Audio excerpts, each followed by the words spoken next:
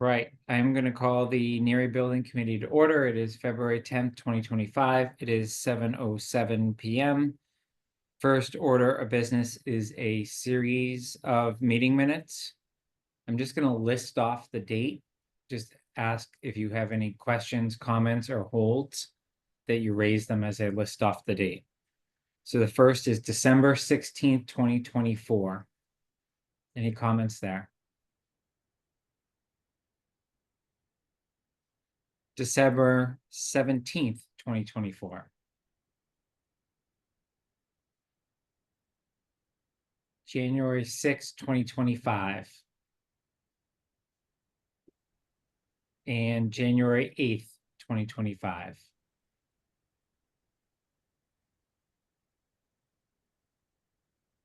All right, we're ready for motion then? I'll move that we approve the meeting minutes for December 16th, 2024, December 16th, December 17th, 2024, January 6th, 2025, and January 8th, 2025 as presented. Is there a second? Second. Any further discussion? All right. But kudos Roll to call. Brianna for doing these minutes. She does a great job. She absolutely does. Really does. All right. We'll do a roll call vote. Kathy, Aye. Andrew, Aye. Chris, Aye. Mark, Aye. Denise, I need to abstain from one. I was not present on the January 6th, I believe it was. it's all or none. You can still vote on it even if you weren't in Yeah. the meeting. Okay, Denise, this. Okay. All right. Aye. Roger, Aye. and I am I, so that carries unanimously. Next is, Roger, you had asked for approval of outstanding sustainability subcommittee meeting minutes. Is that correct? That is correct. Let me just get the dates. There are two meetings, one in November and one in January. I think I forwarded them to. Yeah, so I would like to ask for approval for the meeting minutes of the NBC Sustainability Subcommittee for November 6th. And I'll just hold for a second, see if there's anyone that has any objections or suggested changes. All right, hearing none. I'll second it. Well, Mark, hang on one second. Let me just actually add the other one in too. We'll vote on them both at the same time. The second one is for January 2nd. Same question. Or anybody have any objections to that? Mark, is your second good for both of those? Sure. Okay, roll call vote. Mark? Hang on, Roger, hang on, just for clarity, because you have the full building committee here, this is gonna require a vote of all 7 people. It's certainly fine for those that are not part of the subcommittee to abstain, but given it's a full committee meeting, it's gonna require all 7 people to vote on this. So do you want to take the vote, Jason, or do you want me to? You can go through it if you want. All right, so this is a roll call vote. We'll go through it. Jason, Abstain, Kathy, Abstain. Denise, Abstain. Andrew. Abstain. I haven't done well so far. Okay, how about Chris, Aye. Approve. Mark, Aye. and I vote aye. So it carries with the 3 votes of the Sustainability Subcommittee. Thank you. all right, thank you, Roger. Next, and this is a question for both the Skanska and Arrow Street team. I have, if we're ready, to dissolve this sustainability subcommittee. Is there any reason to keep it around? I think- I think both Chris and Mark, were learning quite a bit from me in those meetings, but I, I don't have a reason to keep it around other than that. Yeah, in my opinion, just on the if we proceed into detailed design, there may be some conversations for that group. So I think it would be prudent to not dissolve it at this time. Okay, then we'll move on unless someone has any thoughts to the contrary. All right, Andy is in the audience too. Do you know that?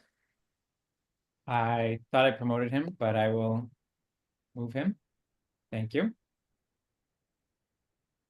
All right, community feedback and outreach plan. So just wanted to spend a minute to highlight that we continue to hold a series of open office hours. The last open office hours that was attended, really the theme was a focus on why we didn't spend more time looking at Finn, and some of the questions around the Neary site versus the Finn site.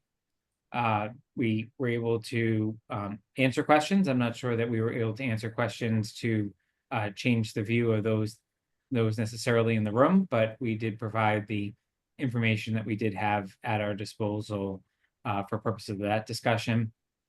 Greg was also there. I think the conversation did sort of lend into some operational items as well, related to some of the sites, which Greg was able to answer and provide feedback on as well.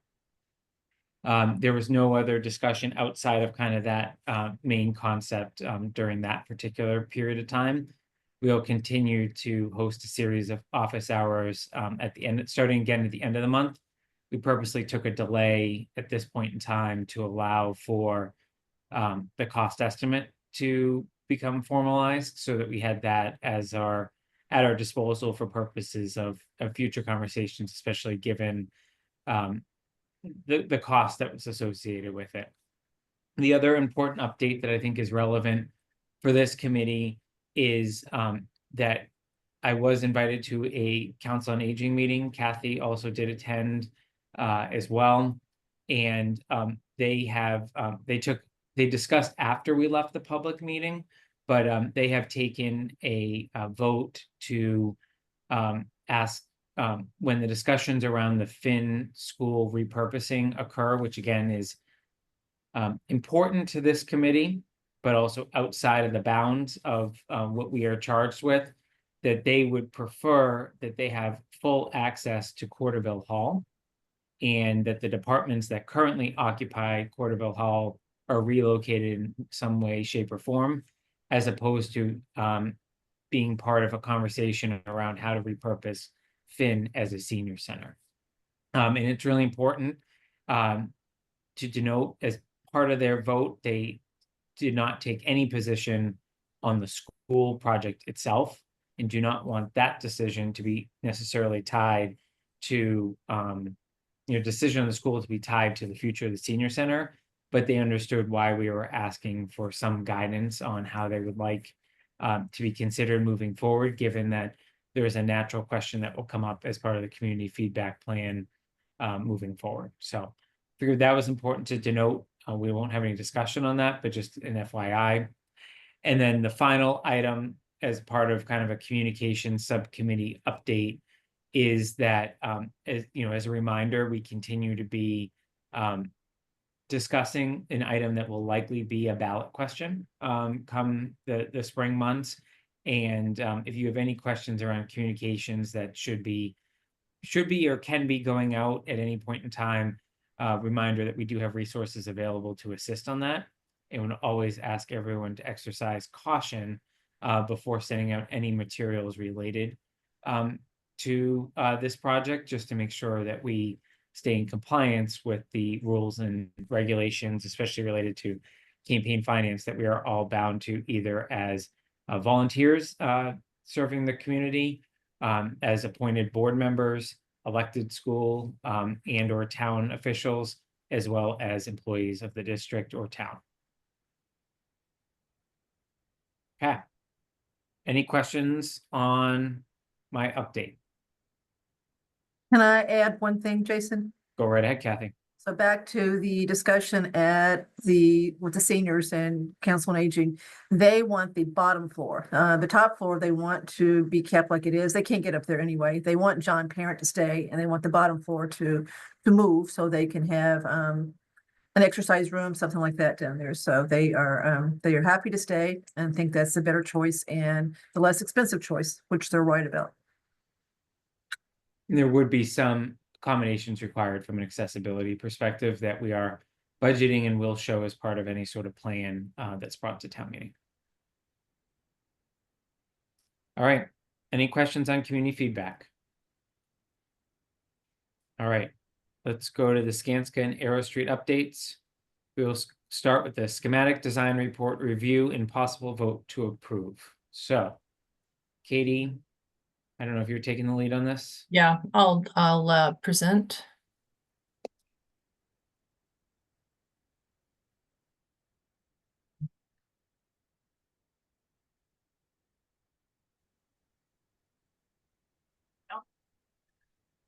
So let's see, a couple of updates.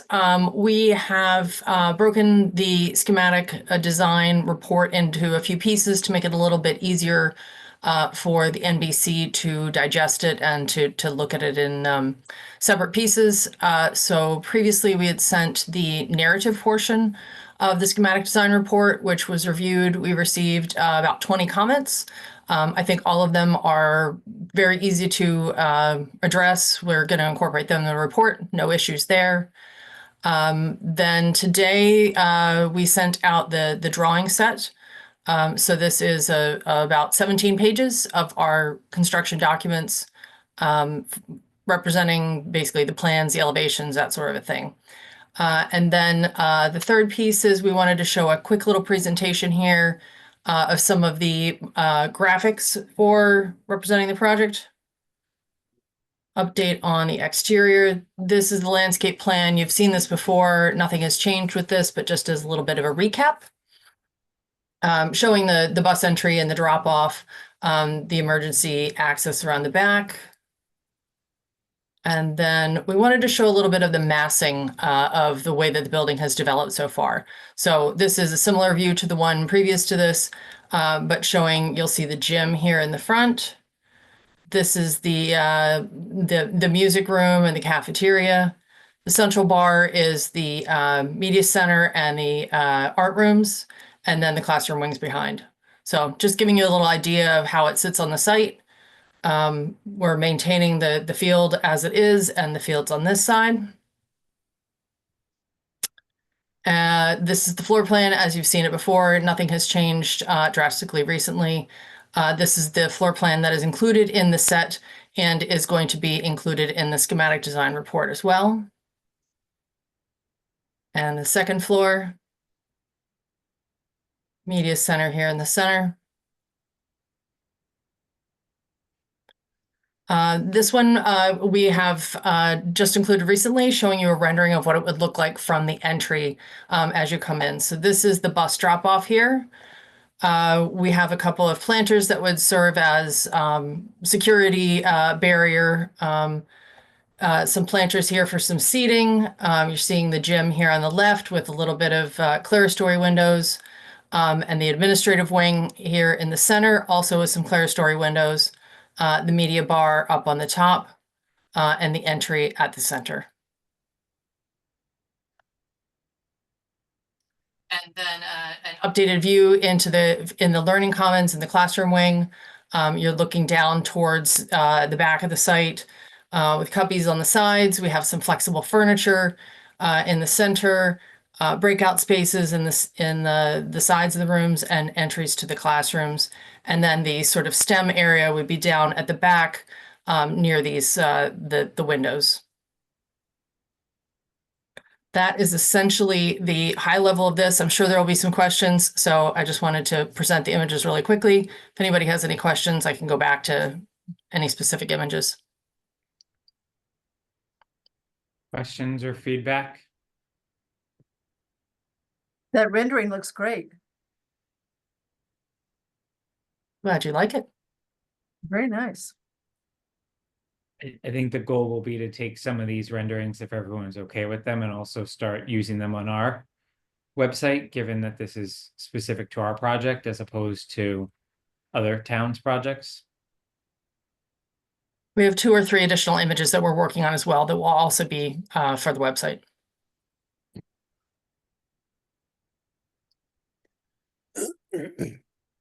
Were there other comments on the report that folks did not get a chance to send in at this point in time?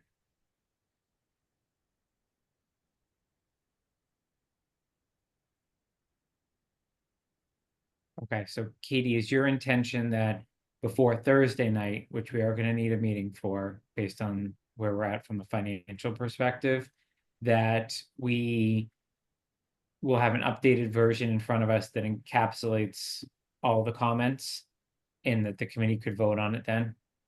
That's correct. I was going to send an email just responding to each of the questions. Several of them will be incorporated in the report. I can send a new version of that along with it. That works. And then obviously, well, in the email, request for any comments on the drawings would be also for Thursday. That depending on what comments they are, if we can get them incorporated for the vote on Thursday, that would probably be the best. If there's any follow-up, I'll let you know, depending on what the nature of the comments we receive. Okay. And just so everyone's aware, that only comments that came in were primarily educational, vision in terms of the plan in the schematic around that.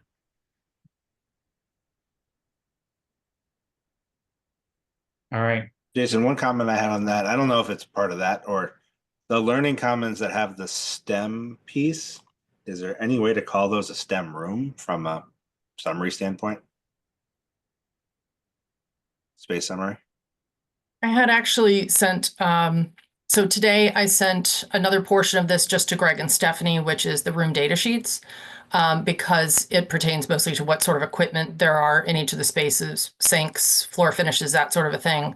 And I asked the same question to Greg, mostly because it relates to how they staff that space. So I'm going to defer to him on how he wants to name it. Yeah, I saw the 2 sinks and that's what made me think of Yeah. it. We know that it's going to be used for that sort of classes, but there has been some discussion on whether or not it's officially used as a STEM space. I don't know whether, Stephanie, I don't know if you have any insight into how you want it named. No, I think that, thank you for sending that, Katie. We do have the documents. I took a cursory look this afternoon, but we'll spend some time with Stephanie to make sure that we have all of the equipment in all of the rooms and spaces, and obviously the nomenclature, the naming. And just so the rest of the committee understands why I asked that, right now, we don't have a dedicated on the space summary, science, technology, engineering room like MSBA reimburses for. We have it part of the Learning Commons, which is part of the excluded space, right? So we don't get reimbursed for that portion of the square footage. So, could be a good, if we pull that back into the included part, then it could be a good reimbursement. Do you think that could happen by just renaming the room or renaming the area? Doesn't hurt to try. I don't know. It may be, I believe it's entwined with how the curriculum is taught. So I think we need to look into that before we can answer whether or not just renaming it would do that. I think we need to be careful with the ed plan and how it's dovetailed into the space summary. So thank you, Andrew. We understand your question. We'll look into that.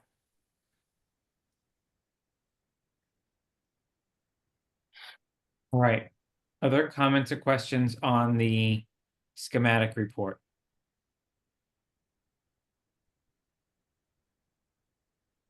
Okay, financial update. So who's gonna take this one? Kathy, you wanna start? Or is there any screen sharing, or how do we wanna deal with this piece? No, there's Um, no screen sharing. I can share, I just have the 3011 summary with all the, Don't do that yet. Let's not, Okay. we'll put it up. But I just don't want anybody to get distracted because it's so busy. So have it ready.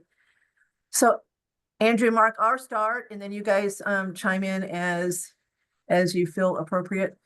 So the Finance Subcommittee met today at 1:00. We basically spent pretty much the entire meeting talking to Katie and Larry and Andy and Jim about other ways to reduce the overall cost of the project. We gave them a goal. Jim kind of sucked in his breath when we gave it to him.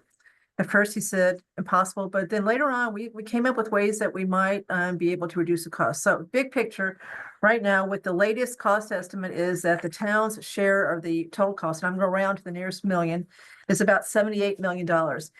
Jim, one thing too that you need to get out of that, you've got the town share of the 950 in that, so it's really a little bit less than that, but that's not going to change that much. So I'll take another 570 out of this. So call it 78 million. The last time we spoke to the town, it was about 84 million. So we've come down about $6 million from August, which was the first time we told the town what we thought the project would cost and then what we thought it would mean as far as real estate taxes. So we were going in the right direction, still a big number. So we spent the time truly challenging the design group and in Jim to see if we could find other ways in the next week, because we've got to have this done in a week. Because remember what happens now, once the schematic goes in, once we deliver the cost, projected cost to the MSBA, which is early next week, then we're pretty much done, unless I guess something catastrophic happens. So that will be the cost that the MSBA uses to vote on, determine our grant, and that's the cost that we take to town meeting on May 10th. When we get to town meeting, we have to have approved in the article the full cost of the project, which now is about $110 million. We certainly will strive to make it clear what the bond really will look like, which is a lot less. I'm talking about the grant, but you got to start out with the 110 million. Okay, so this is what we did, and this subcommittee doesn't have the authority to make these following changes, but this is what we've asked the design group to try to do over the next few days. The first thing we've asked them to do is to true up, give us the right number for what we think the credit or the check we get from the federal government and from Massachusetts for the geothermal system. The cost in the second estimate are different than the slide that Kate showed us a couple meetings ago. So it looks like it's a little bit less. So we just need to get that number because we do believe at town meeting we'll be able to show the town what the final projected bond would be when it is permanently financed with that number in there, unless something happens with the federal government that makes it clear we don't get it. And that's a big number. So that's probably between $3 and $4 million. So we asked them to try to get down to, the first number was a 6 as far as the bond goes. So that means $8 million. So that would be 3 to 4. The second thing that and I say we, because Mark had to leave before we really got finalized. So I know Andrew and I believe this. Mark will have to chime in. There is now been added to this estimate $1,250,000 to put a contingency in there for the cost of having to remove tainted dirt from the site to another state, because it's more expensive if you got to go out of state. So they put $1,250,000 in it, and they've assumed with that $1,250,000 that half of the dirt has to be trucked out of state. So Andrew and I would like the committee to discuss whether there is a viewpoint toward taking that out and letting the contingency that we still will always have, we always have a contingency in this project, pick it up if it comes to fruition. So that's one thing to talk about tonight. The next thing is, and we didn't flesh this out that much, Katie, but I'm ready to now. I've looked at the numbers. So you may remember that as part of the process to put together the total square footage of 99,564, so there's an assumption there is a gross up factor, which picks up the spaces that are not for classrooms, 50%. So if they needed 50,000 square feet to do all the classrooms and everything, they added 25,000 to take care of ancillary spaces, I guess bathrooms, whatever. So anyway, they've got that in at 1.5. You can't go above 1.5. Everybody's acknowledged that. The MSBA recommendation is 1.44.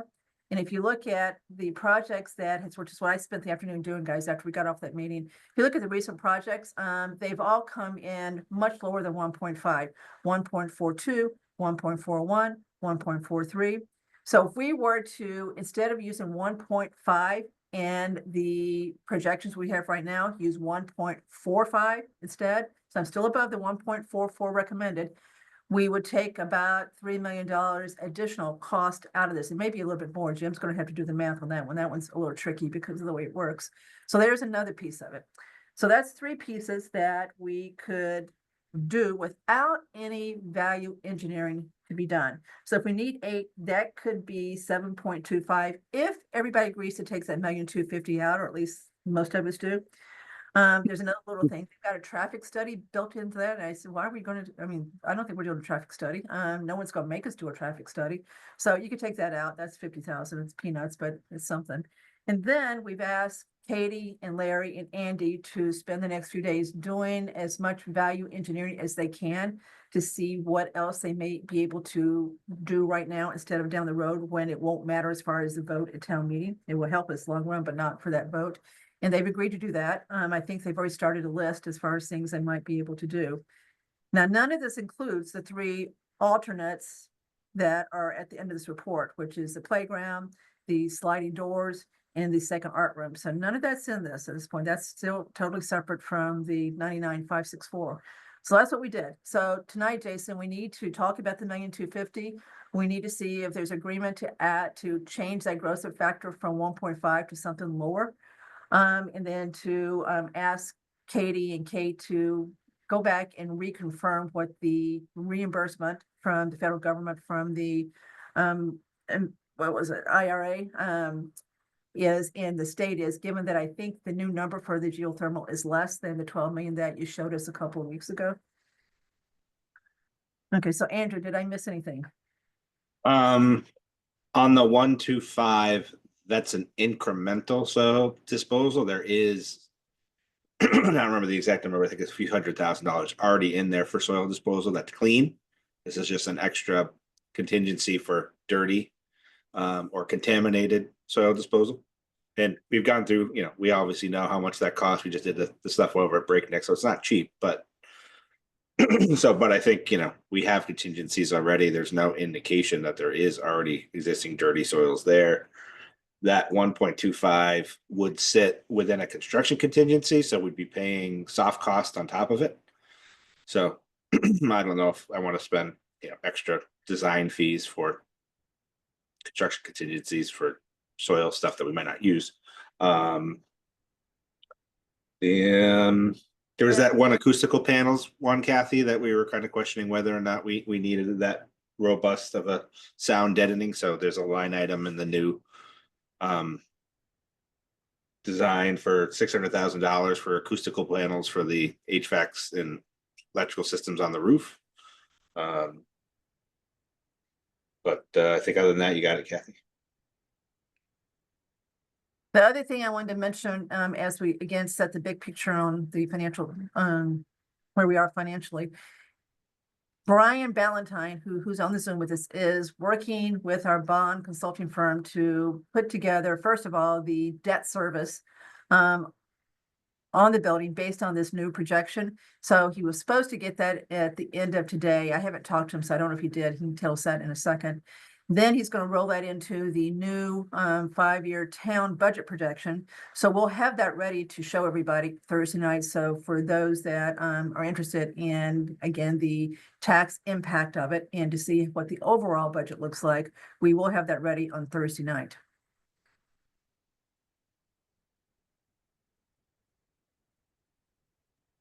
So Kathy, do you want to go one by one through the items that you want feedback on and then go from there? Mhm. So let's- Soil. Okay, let me start with soil. Go ahead. So is there any, go ahead. Okay, now what Andrew and I are suggesting, I don't know that Jim Burrows and the Arrow Street team agree. So everybody should hear them out. We threw it out there and if I had to guess from what they said, I'm not sure that they think it should all be taken out.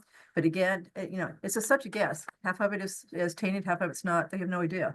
So that's why we thought that belonged in a contingency and not just a wild guess that's been put in here for just to have something in there. And this is not, that is not part of, that is not able to be reimbursable as part of the site work 8% from MSBA. So there's no benefit from MSBA for keeping into the project. My thing is, if we keep it in the project, we then have to pay additional soft costs on top of it. So I don't really see the benefit of doing it that way, versus, just keeping it, if for whatever reason we started removing soils and we started to test it and we found asbestos or whatever, and disposal costs got increased, right? Then, like we did with Breakneck, we might need to do a special bond to pay for that cost, but we don't know of anything there. I don't think any of us, I mean, we knew other places where we were going to have issues, but I think this is a contingency upon a contingency that I'd rather not carry. So can I ask a question to the Arrow Street and Skanska team? If we don't carry it and we end up incurring this down the road, will there be soft costs associated with it? Or is that kind of just a wash of whether we carry it now or incur it later? So this would be drawn down from construction contingency. And just so folks know, that would be a little better than 50% if we were to fully realize that cost of the 1.25. So we'd burn through about half of our contingency. And at that time, change order pricing is different than base bid pricing. So you'd be paying a bit of a premium on change order pricing as well. So from a cost perspective, that's where we stand. I don't think that's what he was asking, Jim. Is it true that you've taken the total cost and multiplied times 3.5% for the OPM fee, projected fee, and then 9.5% times construction costs, which include that number to get to the design fees? Correct. Yep. Yeah. And our contingencies as well are all based off of construction. And the 1,250,000 is in that construction. Yes, Okay. that's correct. So Jason, does that answer your question? It does affect those costs. So it's a wash whether we do it now or later. No. No, if we do it now, we pay that. If we do it later, we don't. Right? If we just had to pay the straight bill, right? I guess what Well, I'm, There's no let's see. design fee at that point in time. You're just you're doing a change order that you're over budget. What is, Uh, it's in the 3011 for sure. That's what's going to the MSBA. That is what's going to town meeting, these numbers. So it would be in the numbers going to town meeting. It would inflate the self-cost by keeping it in. Correct. And what I'm trying to say is if we didn't, right? And we used up our $2.5 million construction contingency on something else. And then this came up, right? And we were going to be $1.25 million over our total $110 million budget or whatever.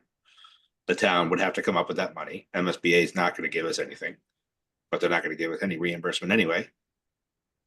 We would just have to fund it. Jason, we brought up the analogy to Breakneck, where it started at 2 million, and then we had to add another 2 million at special town meeting last year to take care of the getting rid of the asbestos that they thought they could strain, and they couldn't. They had to actually haul it off. So we believe you'd end up with a process like that if this really did come to fruition. okay. I guess I was assuming with my question that there's some question mark of what the cost would be if we ended up having to pay it down the road, given the commentary around base bid pricing versus change order pricing. And I think we have history on that we know that the change order pricing is higher, just because you're already under contract and they've kind of gotcha is kind of my rationale. However, to be very clear, I think it's we have no reason to believe that we're gonna actually have to incur this expense. We have no testing that's been done, right? And we've done a lot of testing. We did more testing than we were supposed to do, right? So the expectation is that we won't have something, but I think what our design team is telling us, and someone please keep me honest before I go down the line here, that we should be prepared, like in any project, that there is some thing that needs to be dealt with here. Is that a Jason, fair assessment? let me add this too. The contractor that bids on this is not gonna know this either. He's not gonna have done any work at that point to determine whether he's gonna have to haul this off. We did ask the, aerospace group what it would cost to do the testing that you need to do now to answer this, and the answer was, it would be a very expensive proposition to do that, so we didn't go down that route anymore. Go to Mark. Yeah, actually, just quickly on that front, the only testing you could do right now that would not be horribly expensive is in the courtyard. What we don't know is what's underneath that building. The 3 borings we took out in the front, and somebody correct me if I'm wrong, nothing there it was all organic stuff. It was old brush, old lumber, old crap that was just degrading. But nothing there, and nothing elsewhere have we come up with anything that had any bad odors or obvious issues. So, and I'm really going to get down and dirty, and I'm going to smile for a second. There's 3 kinds of dirt we're going to hit. We're going to hit regular old dirt, which is fine. We're going to hit some dirty dirt, which might not be fine, but we can use it elsewhere on the site, such as under our parking lots as fill. And there's absolutely nothing wrong with that. And then there's the bad dirty dirt, which has other components in it that we need to dispose of. I can't tell you how much is in each, but I really hesitate to compare it to what we're doing over on Breakneck Hill Road, because we're digging in a dump. We're digging in where all that material should never have been there in the first place. We're not necessarily digging in that same situation here at the school, and we haven't had any issues to date with what's underneath that school. So I'm under the impression we're not going to hit a heck of a lot. Will it be soils that we can use elsewhere on the site? Probably. So I'm not totally on board. I got to think this thing through.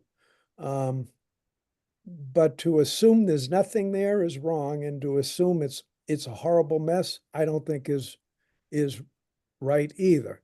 So we're somewhere in between, and I think it can be manageable, and maybe 1,200,000 isn't the right number. Maybe it should be less, but I think we've got to have something in there.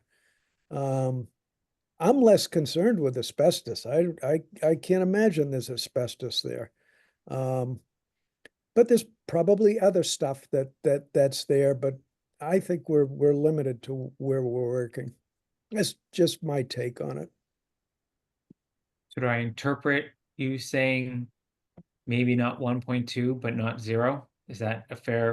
Correct. I think we need a number in there. And I think I'd be more comfortable with something in there and take out the rest and know there's a risk that we could be wrong. But this is based on what I understand those 3 borings right up close to the field yielded. And they didn't yield anything that was a disaster. So if it wasn't there, we're now further away from our problem in the building. I'm just not so sure it's there.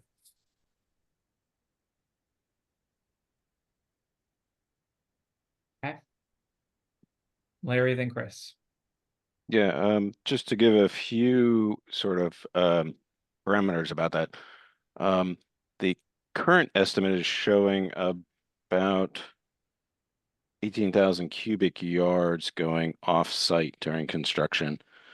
And we're carrying that in the estimate as clean soil.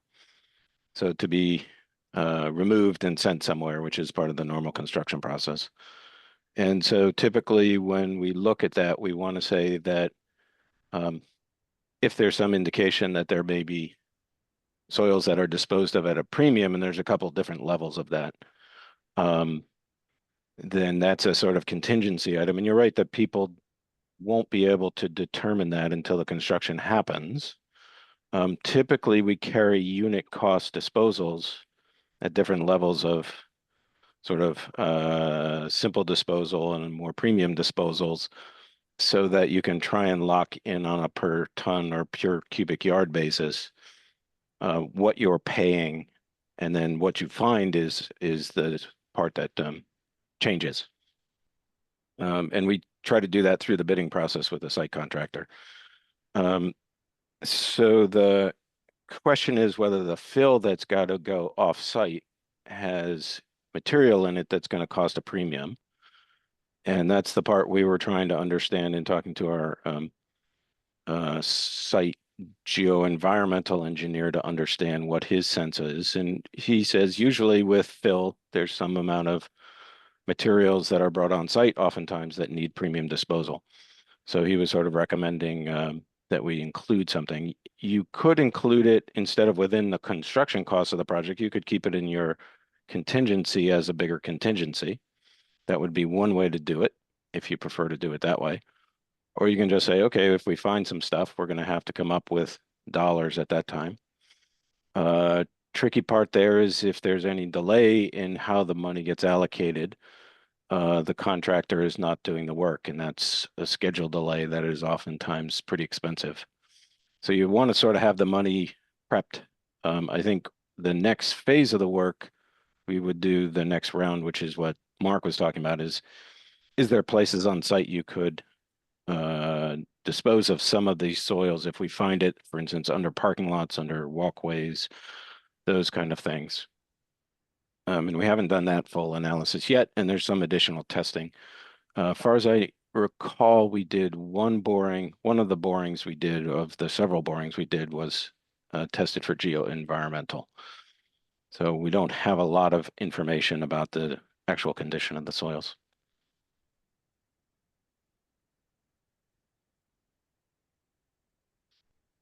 Chris, where'd you go? Hear me? Okay, now, yeah. Okay. Well, Larry answered one of my one of my questions. Thank you, Larry, about the cost and how that was generated. The fact, like Mark said, if it's under the building, we won't know about it right away until it's tested. And maybe this is a question for Jim or Mark might be able even to answer it, but once that soil, if we do encounter contaminated soil, the whole square footage of the school would have to be excavated down to the footing level. And then I believe a barrier needs to be placed, right? You cannot control it. If you find contaminated soil, you cannot just excavate where the footings are. Do you have to take that soil and grade down to a benchmark and then put a poly barrier and then clean product in? So if you do get into a situation where you run into, let's say it's an ACM or contaminated soil, you're basically excavating that whole square footage down and then separating with a vapor barrier or poly, bringing in clean product and then building off of that, right? Yeah, I would say so. Right now, we're carrying a vapor barrier underneath the slab as well as a radon system to try and pull any gases out. And we talked about that related to concerns about the landfill and to the extent that that might impact the underneath of the slab. If we were finding something, depending on what it is, sometimes you can leave it where it is. Sometimes you can put it back underneath the parking lot as opposed to underneath a building. And sometimes you have to haul it off site. Sort of depends on what you find and how much of it you find. Because that was my original question, was just how the cost is calculated. Is it percentage or total square footage of excavation material? And then Jim, if we did get into a change order situation, how does one price that? not knowing how much soil it's gonna be. Is that something that's done on a T&M basis with truckloads and cubic yards of material removed off of site? I would say it depends. Sometimes if they can get a volume, estimate a volume, or yeah, it's a unit rate, and they haul it off basically T&M. So right now, this 1.25 we would carry as an allowance, within the GMP, Mhm. and then have a unit rate within the GMP, and then anything that was hauled off, they would draw down on it. Check Now, it. if it's a straight change order, we would have to get pricing on it prior to them proceeding, be it a unit rate or yeah, T&M, as you said. No matter what, in the GMP, we will have unit rates for hauling of soil, just to cover ourselves there. So those are competitively bid and locked in at the beginning of at the beginning of construction. So we can limit some of the risk there by doing that ahead of time. Yep. That's it. Any other feedback on the soils? So I guess let's just do a mini straw poll. Hey, Jason, Maybe, if you're way go too, ahead. you may not have to, so given what Mark wants to do, if we can see how the other ones pan out, you may not need the whole 1,250,000 to get down to 69. So if you do the other ones and Katie and Larry can say, look, I know that we can come up with $500,000 of value engineering cost reductions. Then it would help us determine what you could reduce that to and still get to 6 as a first number. Okay, which one do you want to go to next? Let's do the easy one, which is a geothermal. So Larry and Katie, if you look at the estimate, we added up the two numbers today, the geothermal wells, the 2.220, and then the HVAC, right? And Yes. it's that is the cost of the system, and that compares to the 12 million that was on Kate's slide when we saw that, when we decided to do the geothermal. So I think the number in the estimate.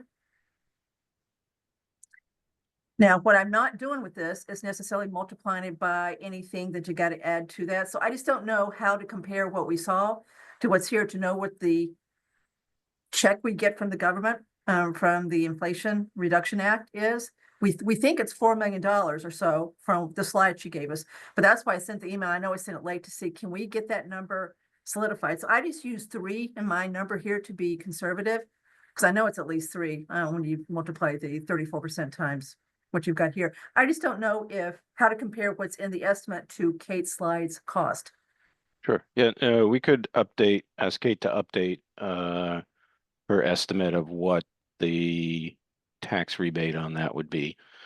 And I don't know, I'm assuming she's around tomorrow and we can ask her to do that. And she goes through and pulls out the various pieces in the estimate and make sure that they're all aligned. So we can do that. And I don't have the number handy. I don't know if you have it, Katie, from what was presented a few weeks ago.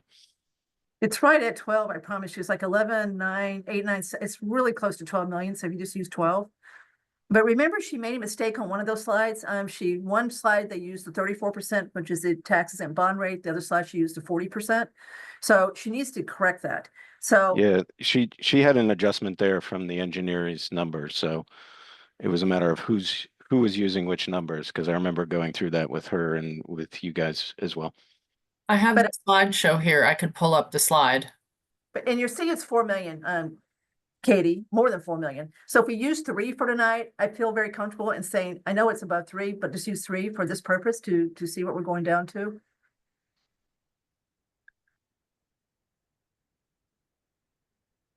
And just to be clear, this number is still going to be in the gross costs that we show town meeting. It's still going to certainly be in the temporary bond number, but it wouldn't necessarily be in the final bond number. If the credit is still there, the check is still there, by the time we go to the final bond, we would have already applied for it. It'd be in service, and it would affect the final bond, the permanent bond. Jason, are you nodding yes to that? You agree? I agree. Right, so I just use 3 just to be conservative as far as, again, trying to get that 77.3 down to 69.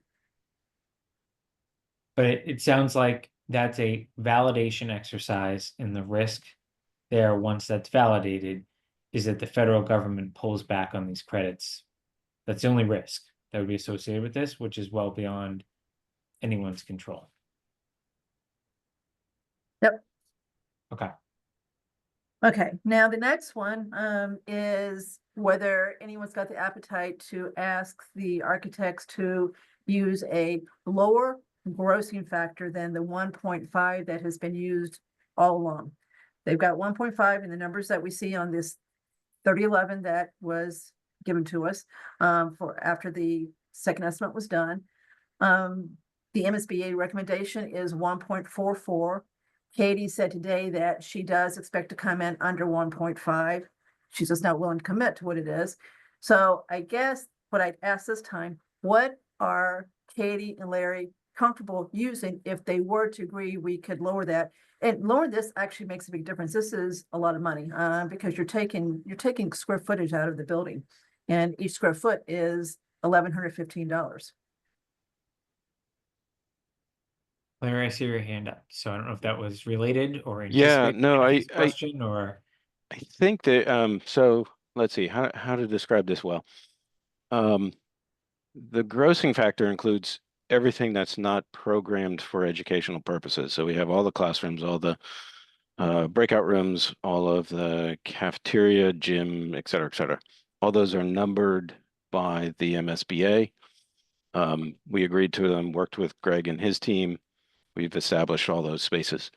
The grossing factor, as it's called, is really everything else that makes the building a building. So you have all the exterior walls, all of the circulation space, toilet rooms, mechanical rooms, storage rooms, anything that doesn't be part of the net. And I think what happens, so partway through the process, so we start by saying, okay, here's the laundry list of things we want, and then we multiply that by 1.5, and here's about the size of your building. At some point, it becomes an exercise of how does the plan adapt to the spaces. So it's not exactly like saying, oh, let's use a different multiplier and the building will magically get smaller. So what we would have to do is go through and say, okay, how much square footage of the non-programmed areas are we getting rid of? And right now, we're not convinced that there's that space to eliminate, because in fact, we would have eliminated it if we could. So I think just the notion that we can just use a different multiplier doesn't really work when we're looking at the plan and the architectural form of the plan and how all the pieces come together, including the exterior walls, the interior walls, all that. So I would say our goal is to get under 1.5. We can tell you what the number is as we go along, and at each point we go along, but I'm not sure saying, well, let's give us a 1.44 is going to allow us to do something different to the building plans as they currently exist. And we didn't suggest 1.44, just so you know, we thought that, we were trying to compromise here. But, telling us down the road ain't gonna do us any good as far as what we gotta do at town meetings. So either we do it this week or it's, I'll be glad when you do it because it will help us in reality as far as the cost goes, but it won't help get this project approved at town meeting because we still won't be able to use a different number in that. We're gonna set this number next week and that's what we're gonna have to use. Understood. But again, because we're basically drawing a plan and then we're doing takeoffs from the plan. It's not like we're going to be then preparing a different number for you or a different multiplier.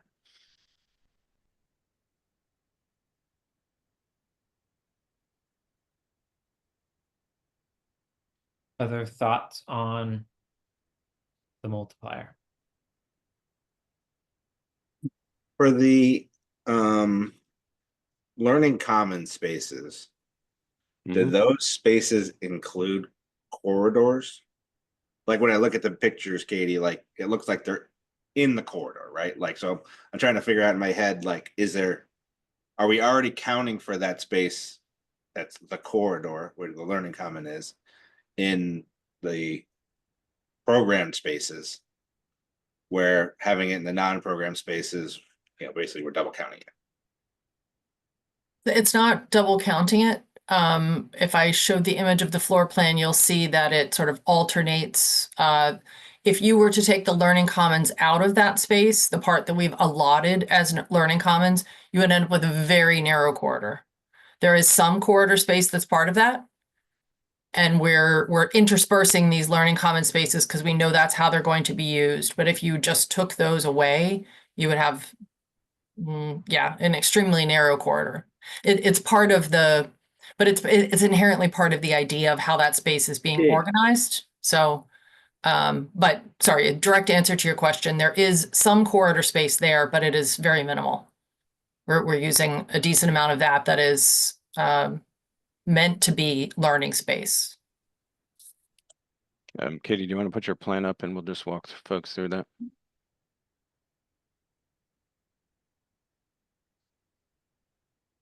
So if you just zoom in on one of the learning common spaces. So the spaces that are dashed as learning commons are net area per se. And so those are areas that we are saying to the MSBA that some learning is going to happen in that space. And then the space around it, which in this case is a lighter yellow color, is space we need for circulation to meet building code. And so we can't combine the two and say, okay, we're walking through the learning commons, because the goal is that we'll have furnishings and other things that are needed for educational purposes. So you can't really egress through that piece.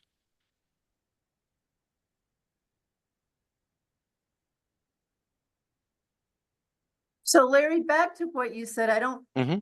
understand. Are you saying that it's not as simple as taking the square footage chart and using 1.47, for example, instead of 1.5, and then running that through, because I don't know how you would change the estimate either, so that you guys would have to figure that piece of it out, and I know we don't have much time.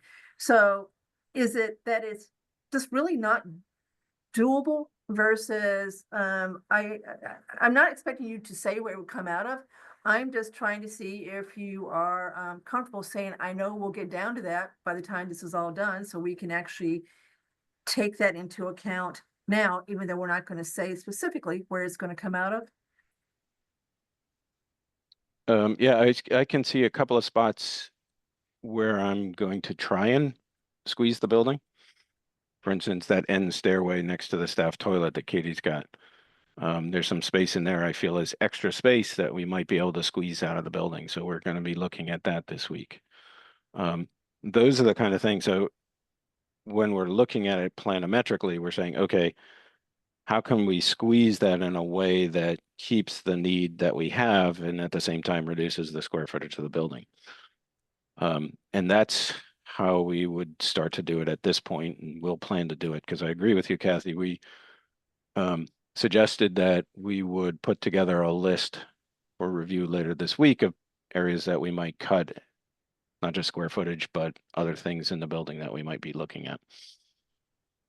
And the reason I really focused on this a lot after our meeting is because it didn't sound like you guys thought, I mean, especially with Jim's comment, no way, that you're going to come up with, multi-million dollars of value engineering cost savings. You thought you could come up with something, but not a lot. So we were trying to find another way to get down to that 69. And this is what I kind of focused on after that meeting. Yeah, I would agree. So that was about 15%, I think, some number in there of the total building area. And typically when we start looking at those kind of numbers, you start saying, okay, we got to take off part of the building. And the tricky part with the MSBA, because they want it all to be educationally driven, you can't, sort of say, oh, we'll just lop off a piece of the building without a long conversation and probably going back to their PSR process to explain how that would be handled by the community.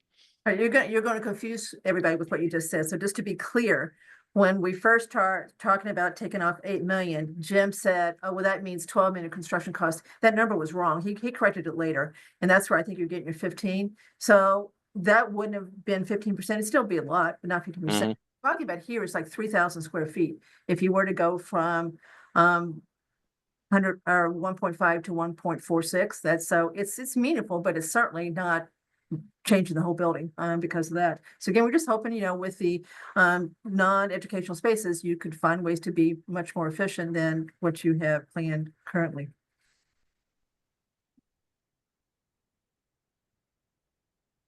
Yeah, and Kathy, we might be able to get there without it, right? But it's a little tough, but if we I remove mean, this, if you said to me, how can I get rid of 3,000 gross square feet? I can try for that number. The tricky part there is I'm not sure where it's coming from, frankly, because the thing is pretty efficient. But we can take a look and see what we can do, but I wouldn't necessarily say you should bank on it. So I don't- Larry, do you know all the non-program spaces? If you look at the plan, certainly anything in gray is part of our our gross calculation, excuse me. The circulation space in the light yellow is part of our gross calculation space. Exterior walls, shafts, all those kind of building things are all part of that. So anything that's a color in this drawing is essentially part of the net space. But you haven't really added up the square footage of those spaces. You've added up the square footage of all the classrooms, et cetera, and then you multiply that times 1.5, correct, to get to the 99,564? The 99,564 is based on the takeoff of the plan. Okay, so that really is, Yes. all right, Yeah. so Larry. Yeah, no, and my team, I'm really careful Yes. about saying to them, we don't change that number because we all know that it's sacred to the MSBA. We So- don't show you a plan that doesn't meet that. So we're not asking you to take off 3,000 square feet, at least I'm not. We're just asking you to get the cost down, and that's one way to do it. So Yeah, no, I get that. different way, go for it. But you didn't act like you were gonna come up with that much savings trying to just value engineer over the next 5 days. We'll put some things on the table. Yeah, that's the plan for the VEs. You know, we've compiled a list. You know, we'll finalize the numbers, distribute that to the group. And then that can be the discussion on Thursday as to what we want to pull in outside of these items that we're talking about today.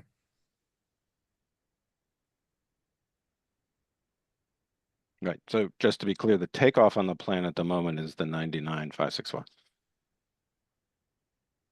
And the last one, Jason, was the acoustical barrier around the equipment on the roof. To try to keep it so that neighbors, et cetera, don't hear a whole lot when the equipment's running. And that's $600,000.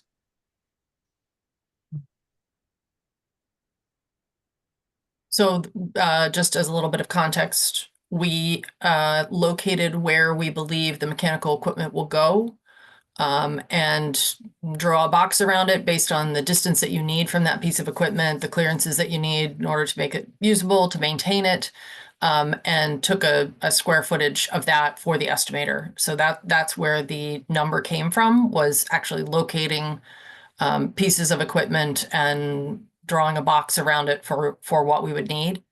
And this was based on our experience that most schools end up with an acoustic screen, largely because of the abutters, and that this equipment makes some sound, that until we've measured the sound on the site to know what we're measuring against, and then picking the equipment to know how loud it is, that usually there is some sound transmittance that we're trying to protect from the abutters. We've heard from folks in the community that there are some complaints already. Every time a piece of equipment starts up in the middle of the night, the police department gets a phone call. So we know that there is potentially already some sensitivity to sound on the site, and we're trying to hold some amount of money to provide that screening. I would say, Kathy, this was one of my lessons learned on public safety, that if we hadn't screened the equipment, we would have had far greater neighbor issues. Now, that building was slightly closer to residential properties than this is, but I don't know that we can ignore the fact that there are residential properties within eyesight of this property. Jason, I don't know if you have that number off the top of your head, But I am fairly confident that the number then, and of course, several years have passed, was nowhere near $600,000. And Jason, the first estimate was 136. So let's talk about what drove the change then. That's what I'm saying. Like that was part of our conversation earlier today. Was either but it was we don't know where the equipment is or whatever. But I think we could carry to going from 136,000 to 600,000 is a lot, right? For acoustical panels on a roof. So can we value engineer? I'm not being facetious. Can we value engineer this one down to, $200,000? So it was a number that made us set up. It wasn't the idea of doing it. We understand where the complaint, and I'm saying that singular, comes from. So we get that. And I don't want to upset neighbors, but it's the number. It just seems so high for doing what needs to be done here. So maybe that's a place to value engineer. Katie, quick question. If we go geothermal, obviously we're not at a VRF or air source heat rejection on the roof. Was the original numbers based on geothermal? And then, or is the screen wall, parapet wall, covering a generator or air handling equipment?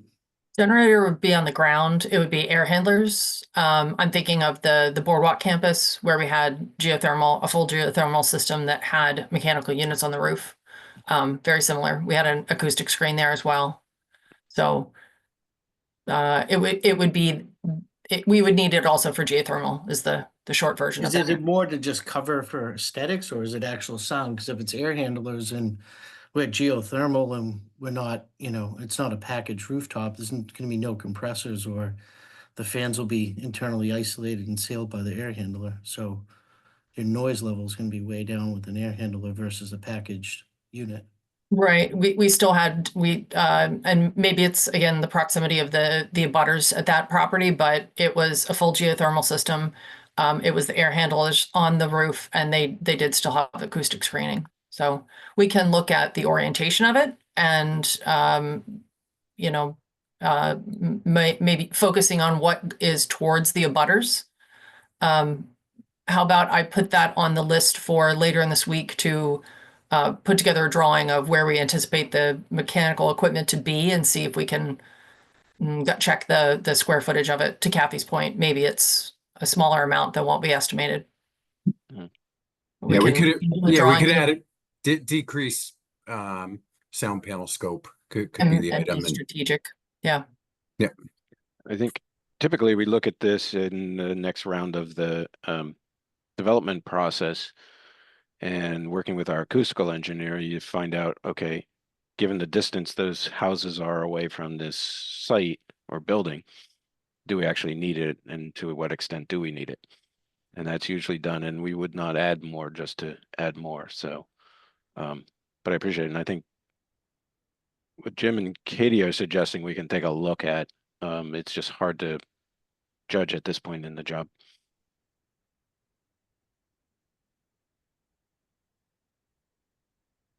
Go with Larry. Are you done with any Oh, other I'm sorry. comments, Larry? I should have lowered my hand long ago. Sorry about that. Denise?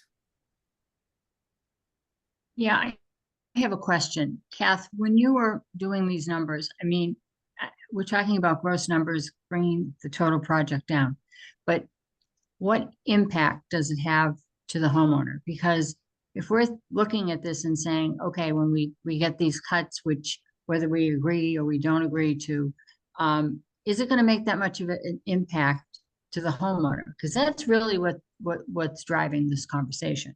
And of course, the indebtedness of the town. But I think it's important to know, if we come down, is it really going to make a big difference on the tax bill? And if it isn't, I think we have to really evaluate what we're giving up if it's not going to make a substantial difference on the tax rate. And I do agree that we really need to have a contingency in there. We have no idea what we're encountering, and I prefer to be upfront with the town and say there's a contingency here versus having to run in later at a special town meeting to get more money. I think that's very detrimental, just my opinion. Well, there is going to be contingencies, normal building contingencies. We're just talking about letting the cost of removing tainted soil out of state be something that goes to the contingency, or at least some of it. We're talking about maybe reducing the number, Denise, too. And I can't answer your question tonight, other than to tell you that this would take it down another 10% as far as the bond amount that has to be floated. So it's a number. We're gonna know more on Thursday night. We can show you exactly what we think real estate taxes are gonna look like with this project in there. Part of the problem too, you might as well hear this, those that are taxpayers here, the budget for fiscal year 26 right now, that they were about to present to annual meeting a month before this, is pretty bad. It looks like there is a 9% year-over-year tax increase to the residential homes if we do nothing further than what we did on Saturday, which was to cut quite a bit.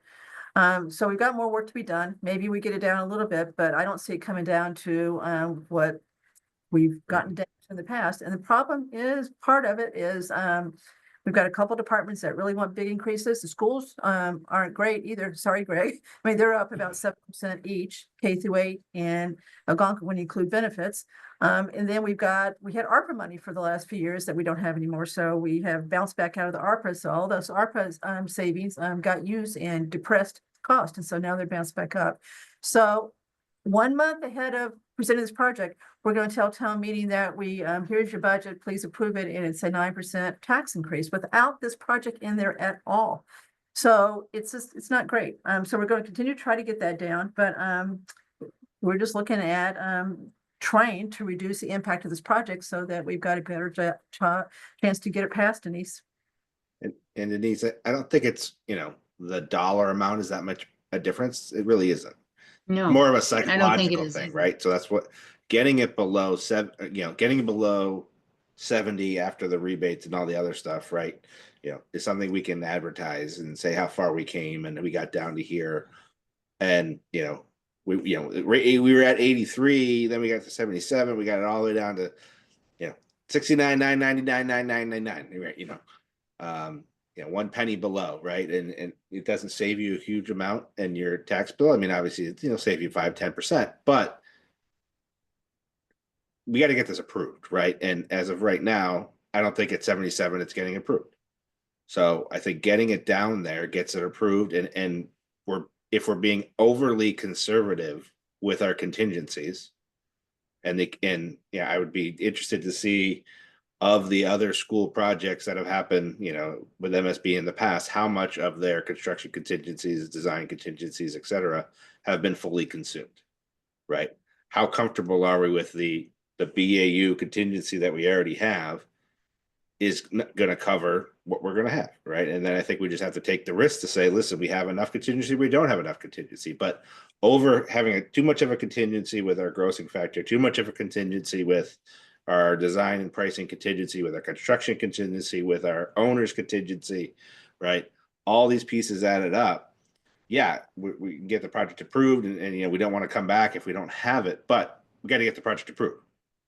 So the fine line that we're trying to thread there. So Denise, even if, we don't make any changes tonight, there's not the majority sentiment to do it. At least when people watch this meeting, they can see that we're striving to try to get the cost down, that we're not just rubber stamping everything that's put in front of us. So there's that too. And remember, when we designed the building, we actually came down and brought all the classroom sizes down. So there's been a concerted effort to do that right along, even back to when we first started to say what size the classrooms are going to be. Well, we took the classrooms down 50 square feet apiece, but then we added in 7,000 square feet of an ineligible square footage. Right, which we don't get a reimbursement on. All the learning commons don't get any match, right? That's just why we're trying to say if the STEM thing, right, that's like 1,000 square feet. That's $500,000 right there, right? Just calling the learning commons the STEM and adding it as eligible versus ineligible, right? So there's a huge amount of, it's if that full 6,700 ineligible square feet, which is 10,000 on a grossing factor, was eligible, right? We're talking $5-6 million, right? There's a lot of money there that we moved out. So yeah, we made the classroom smaller, but that was eligible, right? Then we added a bunch of ineligible spaces because of it. Well, the learning commons are eligible, are they not? No. They're not, Katie? Sorry, I'm on mute. I don't believe they That's are. part, and I thought that was part of the educational program that the state wanted to see. But being part of the program doesn't necessarily mean it's eligible to be reimbursed. Okay, so it's not reimbursable. And same with the language classrooms, and I'm all for them, and the teacher collaboration rooms, all these rooms that we added, are just not eligible, and that's costing us extra. We're not getting the same bang for our buck as we would for a traditional classroom. Let us confirm that for you, because I had the same sort of question in my mind. Well, But that's, Larry, like that's one thing we talked about earlier too. Like if some of that 10,000 square foot ineligible becomes eligible in our next submission, right? That's a huge yep, number. 3 million times 40% would be 1.2. So that's another thing, if you guys could try to look at as a choice to try to get some money moved over. Okay. You know, That one's the best one because it doesn't change anything. It's just we get more reimbursement. Right. we kind of buried the good news before we started. I should have mentioned this.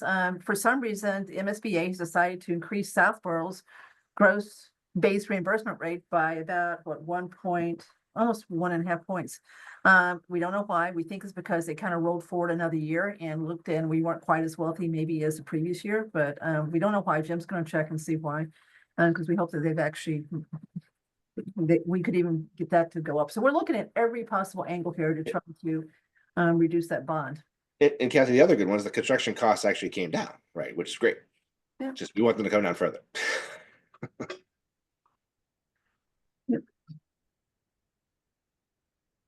So for purposes of Thursday, sounds like there's some homework to do.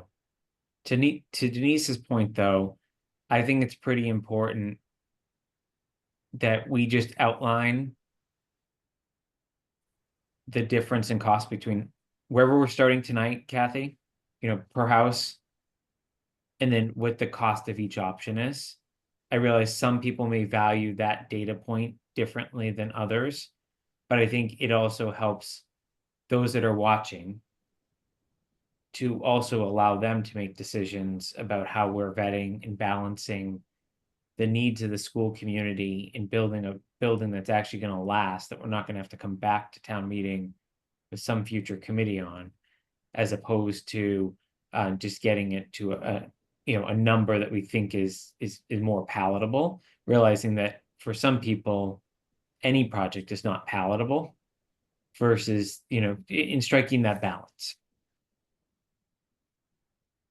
Jason, do we have like the school budget had that slide where it's like the initial proposed or the this proposed, like it keeps coming down? Do we have like the original C4?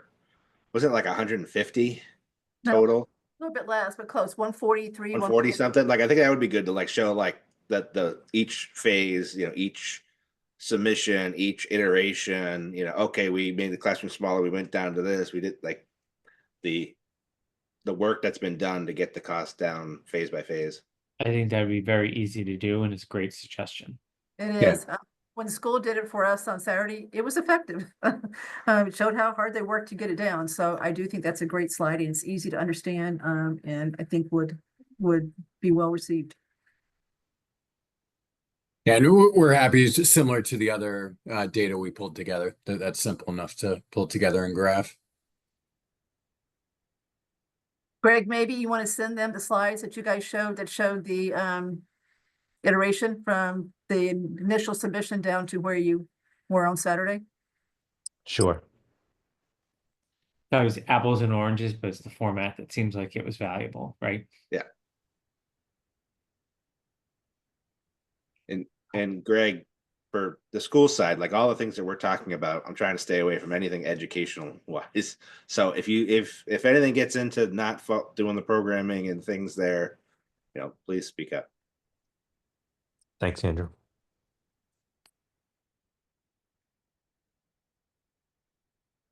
Okay. So Kathy, are you satisfied with the feedback you've gotten tonight from the committee?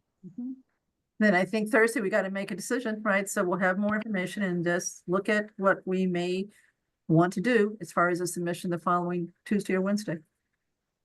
And Do we want to send that message that we're gonna send it on Tuesday? I know, Jim, I think you said you had to do that by Wednesday or so. Do we want to just commit to doing that now? I can have that conversation with them Okay, if that's where we're tracking. Yep. And for everyone's clarity, it's due on Saturday. And obviously Monday is a public holiday, so that's that back and forth. Right, So so, essentially, if we decide Thursday night, it allows the design team to process whatever paperwork with Skanska for Tuesday, correct? Correct.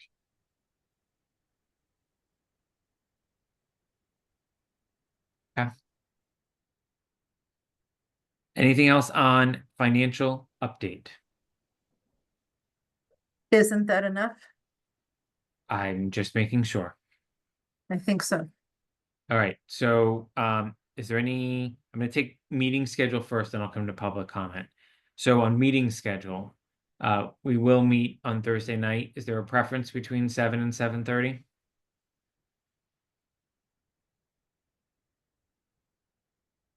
Hearing none, I'm gonna go probably with 7. for 7:30, but if everybody wants to do 7, I'm okay with that. I like 7:30 better on this Thursday in particular. 7:30 works for me as well. All right, 7:30 it is, unless anyone speaks differently. All right, I will post for 7:30. I assume just for purposes of the agenda, should be the same 2 updates for, and that's a question for Arrow Street and Skanska, that you basically need our agenda to clearly indicate that we're gonna vote on the schematic design report and that we're gonna vote on the updated project finances. Yep. And then you'll bring a motion for us to read that authorizes you to submit on our behalf based on our discussion that night. Correct. Yep. And then it'll be the same for the local actions. We have a little bit more time this time, but we may have to convene just to vote the minutes to include in the local actions in the final submittal. So you'll need minutes from tonight as well as Thursday. The night of the vote, yeah, and Okay. tonight as well. Yeah. So Okay. we can figure, we have a little bit of wiggle room with that because we're submitting on the 25th. So we could Okay. do a quick morning meeting or something like we've done. Okay. Hey, Jim, Uh, is there any chance the MSBA is going to increase the per square foot building allowance that would help us? Is there any chance they're going to do another vote, given how far apart actual costs are from what they reimburse? We cannot be the only ones complaining about this at this point. The governor's put a bunch more money in the MSBA recently, at least if she gets what she's trying to get passed. So that's why I'm asking. All I can do is ask, but I'm not optimistic. And once we sign the PFA, my understanding is that that's the project funding agreement where we agree upon our grant. That is we're locked in for all our reimbursements. But it's, I agree, it doesn't hurt to ask. but the PFA won't come until April, correct? So yeah, so we'll have a project scope and budget agreement. We vote and then we sign our project funding agreement after a successful vote. So basically it's project scope and budget agreement that sets obviously scope and budget, the vote, and then that proceeds into the project funding agreement. So likely May. Mark, did you have a Yeah. question on meeting schedule? Well, in the agenda for next Thursday or whenever, I'd just like to have a discussion on how we're going to communicate going forward, where we are on this project and clearly focus what those discussions are. I think that would fall under the same bullet we've had earlier this meeting, which is communication plan, so I'll just carry Okay. that forward. Okay, is there any public comment?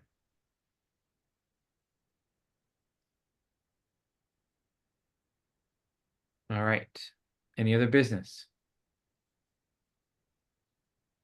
All right, I will make a motion to adjourn. Is there a second? Second, Roll call vote. Kathy, Aye. Andrew, Aye. Chris, Aye. Mark, Aye, Roger, Aye. Denise, Aye. and I am I as well. Did I get everyone? All right. You Have a did. good night, everyone. Thank you. Everybody. Good Good night. night.